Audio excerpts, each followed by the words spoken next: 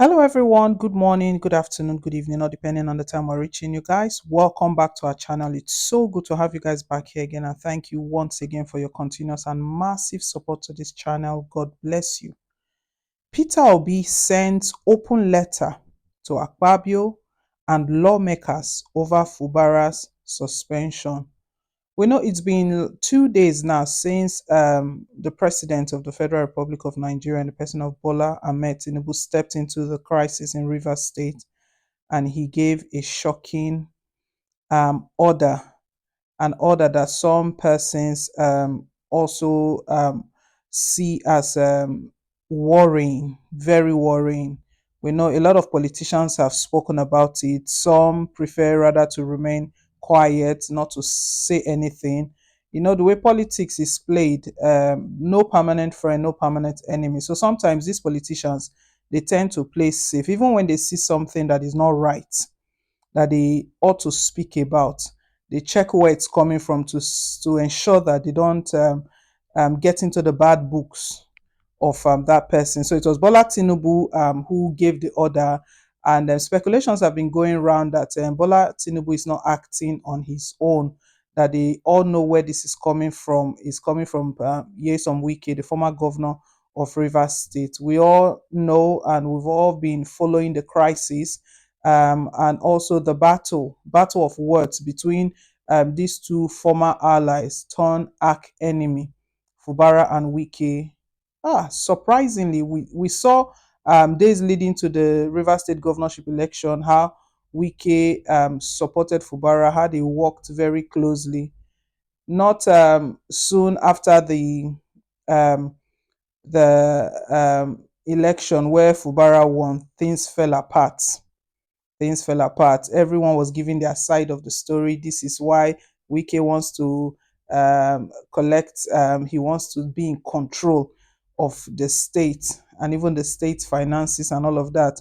Wike giving his own, saying that you cannot bite the finger that feeds you. You cannot. So they've just been going back and forth, and that was what led into um, Bola Tinubu stepping in. Of course, prior to that time, there were court cases, there were petitions here and there in court, and it looks like the state was falling apart.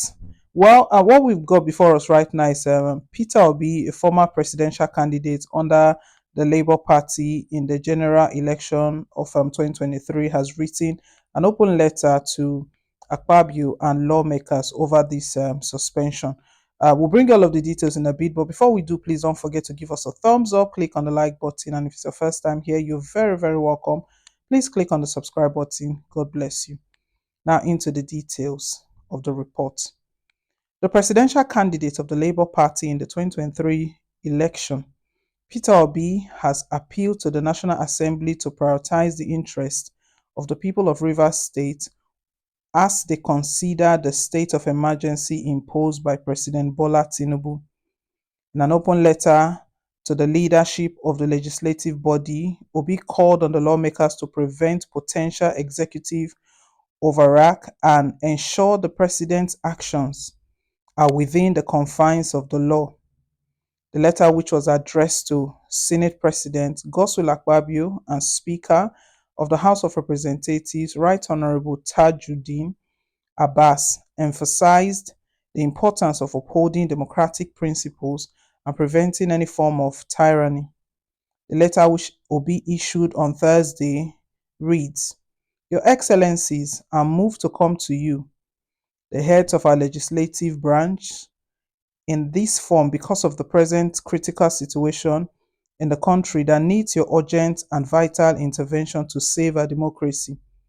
President Bola Tinubu's Tuesday intervention in the ongoing Rivers State political crisis through a declaration of a state of emergency that led to the removal of Governor Siminalayi Fubara is clearly an ultra-vires action capable of fostering a culture of impunity, which your arm of government, the legislature, is established to forestall.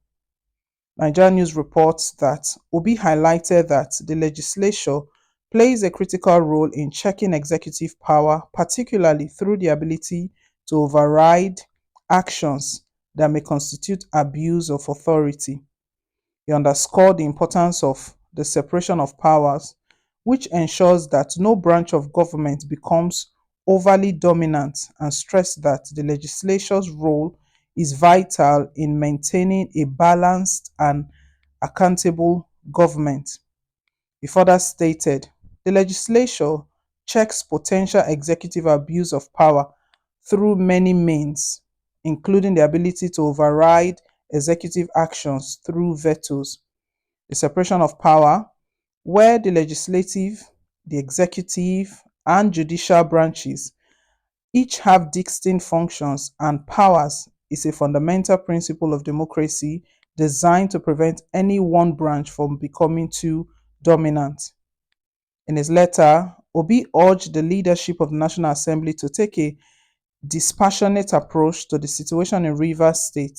He called on them to act in the best interest of the people of Rivers and in accordance with democratic principles. Nigerians and all lovers of democracy globally are looking up to you to correct this anomaly and show that you operate within the tenets of genuine democracy, Obi wrote.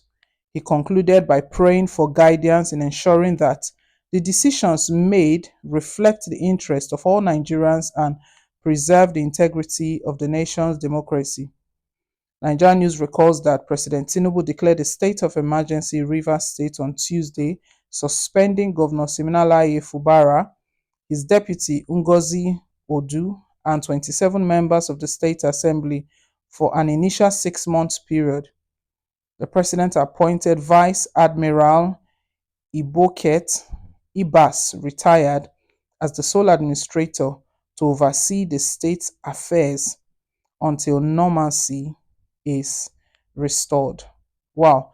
So that's Peter Obi stepping in, and I believe what he has said, Nigerians will actually accept what he has said, because if we look at his open letter closely, he's not taking sides with anyone, but he's just calling on the National Assembly. And we know very well that the three arms of government, they ought to work together. So that is all Obi is just asking for, just to ensure that one arm of the government is not dominant over the others, that they ought to work together and ensure that democracy, at the end, democracy rules, and let it be democracy, because we're in a democratic era, except the presidency is saying something that we are not aware of. Anyway, guys, let's hear your take down below in the comment section. Thank you once again for staying tuned. And please don't forget to like, share, and to subscribe. Till I come your way again with more updates. Bye for now.